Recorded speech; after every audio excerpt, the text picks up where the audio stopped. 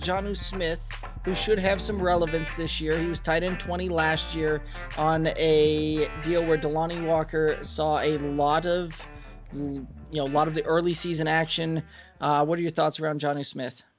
I love Jonnu Smith late. Like, if I'm going to sit back and wait on tight end, like, he's the guy I'm targeting late. I'm targeting him or an Ian Thomas or, maybe a Gerald Everett type. If you believe that the Rams are really going to get Everett more involved and Higbee might take a step back, something like that. But I have a ton of Jonnu Smith in any sort of draft format I'm doing this year. Stupid late in drafts, because I refuse to pay up for a Mark Andrews, a Travis Kelce, Kittle, Evan Ingram, who's going to get hurt. I'm not the biggest believer in Austin Hooper in Cleveland.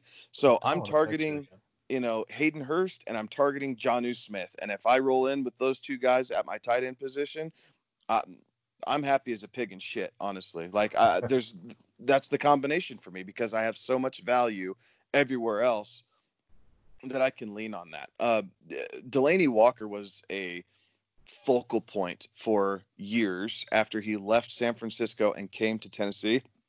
And Jonnu Smith is coming into his fourth season, which you saw started the breakout step in year 3, which is typically when tight ends really start to get accustomed to the NFL game, because they're asked to do so many different things. Delanie Walker's out of there.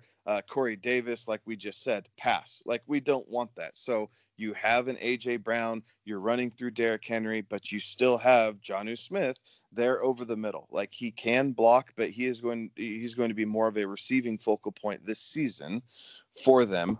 Not the best blocker. Yeah, and I'm loving it. Like, I will take him. I will take him all day, because I do think he will finish in the top 12 for tight ends, and you can get him at tight end, 16 or 18, depending on the group of guys you're drafting with. Right, and with tight ends too, it's one of those that they do take a little bit longer to break out, like you said, Kevin. Yeah. But when you look at it, the guys, when they finally do kind of break out and they have some name stay with the tight end position, a little bit more so than with some of the other ones, where you have guys that consistently get drafted year after year after year after year just because somebody's familiar with the name, a la Jack Doyle, which is a guy that's going just ahead of Jonnu Smith right now in ADP. And that's one that, if you're faced with the decision of, do I take Jack Doyle or Jonnu Smith, that's not a question. You take Jonnu Smith and you move on. Jack Doyle is going to be a guy that finishes in the tight end 15 on the year type of thing, and Jonnu Smith's a guy that's got a lot more upside on that, and at worst case scenario is going to finish middle of the pack right there next to Jack Doyle.